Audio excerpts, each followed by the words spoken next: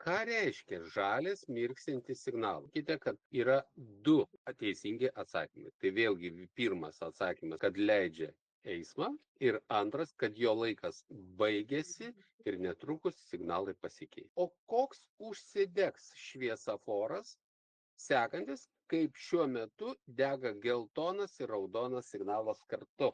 Taigi jie informuoja, kad netrukus bus įjungtas žalias signalas. Žalias skritulio formos signalas leidžia eismą visomis kryptimis. Tačiau jeigu šiame signale nėra jokių rodiklių, jūs galite važiuoti tiesiai į dešinę, į kairę ir taip toliau. Raudonas ir papildoma sekcija į dešinę. Taip, dabar jūs galite važiuoti į dešinę pusę. Bet jums dar kartą primena, kad jeigu dega žalias be jokių rodiklių viduj, jūs galite važiuoti visomis kryptimis. Tam tarpe ir į tą pačią dešinę geltonas mirksintis signalas įspėja, kad sankryža nereguliuoja. Tačiau geltonas signalas draudžia eismą.